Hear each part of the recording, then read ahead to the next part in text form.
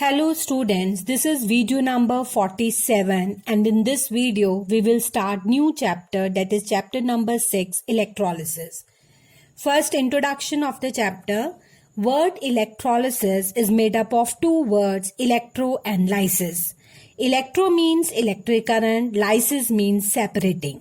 So you may say, bringing about a chemical change in a substance by the passage of electricity. In the process of electrolysis, electrical energy is converted into chemical energy. Most of the metals like copper, aluminium, iron, they are good conductor of electricity, that is, they allow electric current to pass through them. Therefore, they are known as conductors. On the other hand, all non-metals do not allow electric current to pass through them. Therefore, they are known as non-conductors or insulators. Now let's discuss some terms related to electrolysis. First, definition of electrolysis. It is the process of decomposition of a chemical compound either in the aqueous solution or in the molten state, accompanied by a chemical change by passing electric current. Aqueous state means when a chemical compound is dissolved in water. Molten state means when a chemical compound is heated in the solid form and it is converted into the liquid form, that is known as molten state. So the compound, it is broken down into its constituent elements by passing electric current, is known as electrolysis. Second is electrolyte. Electrolytes are the compounds which either in the aqueous solution or in the molten state allow electric current to pass through them. That is, either in the aqueous form or in the molten state, easily the current can pass through them and they decompose to give its constituent elements on passing current. Now there are certain examples of electrolyte. Acids, for example, sulfuric acid, nitric acid, phosphoric acid. Bases, sodium hydroxide, potassium hydroxide, salts, NaCl, CuSO4. Electrolytes are basically of two types, strong electrolyte and weak electrolyte. Strong electrolyte means which allows large amount of electricity to pass through them, and weak electrolyte which allow small amount of current to pass through them. Now let's discuss the difference between strong and weak electrolyte. First point, strong electrolytes are the electrolytes which allow large amount of electricity to flow through them.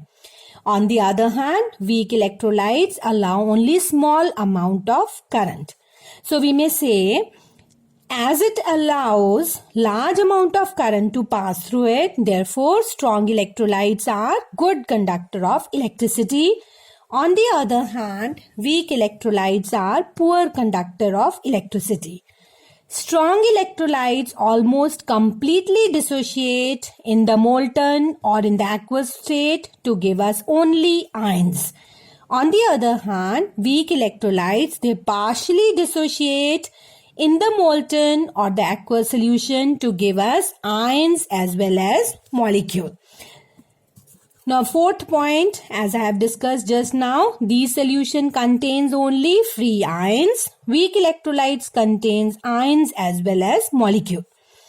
Now suppose we connect a bulb to the strong electrolyte through the copper wires.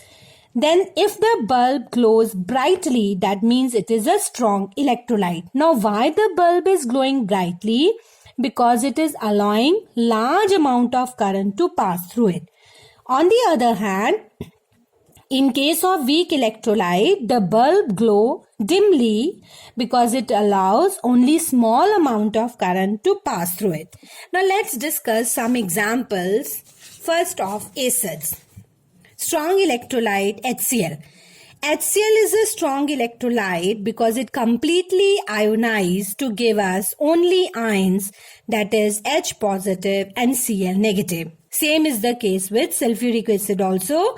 It dissociates to give us H positive and sulfate ion. Now weak electrolyte, we can take the example of acetic acid. acetic acid on dissociation in the aqueous form dissociate to give us acetate ion, that is CH3COO negative plus H positive ions and molecules are formed.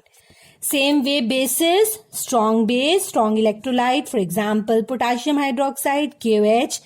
In the aqueous form, it dissociates to give us K positive and OH negative, that is only ions are formed. On the other hand, weak electrolyte ammonium hydroxide NH4OH, it dissociates to give us ions as well as molecules. Partial dissociation is there. Salts, strong electrolyte, for example lead bromide in the molten state, it dissociates to give us two ions, lead ion and bromide ion.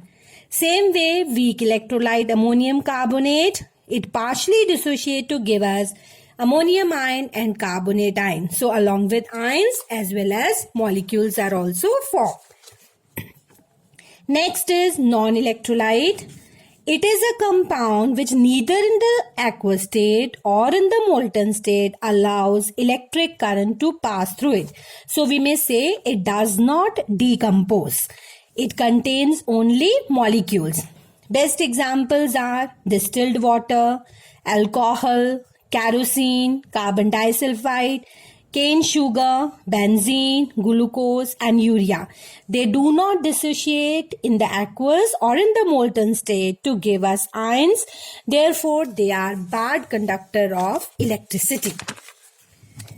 Next definition is electrolytic cell or voltmeter.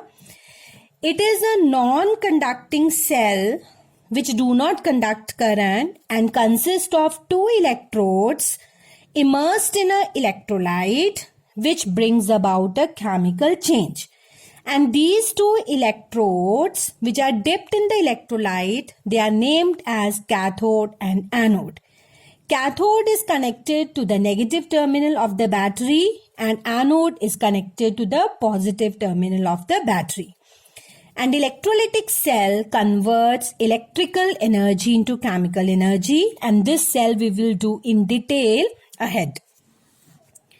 Next is fifth definition, electrodes. Electrochemical cell we are not to do. Electrodes. What are electrodes? These are two metallic plates or wires or graphite rods, means rods which are made up of graphite or carbon, which is immersed in the electrolyte through which current enters and leaves the circuit. Cathode and anode. So first electrode is anode. The electrode which is connected to the positive terminal of the battery is known as anode, and the electrode which is connected to the negative terminal of the battery, that is known as cathode. Now let's discuss the difference between anode and cathode. First point is same only, anode to the positive terminal, cathode to the negative terminal. Anions migrate towards anode when the electric current is passed through the electrolyte. Negatively charged ions moves towards the anode. Same way, positively charged ions move towards the cathode. Third, as anions moves towards anode, so we may say oxidation takes place at anode. On the other hand, reduction takes place at the cathode. Now ions. Now what are ions?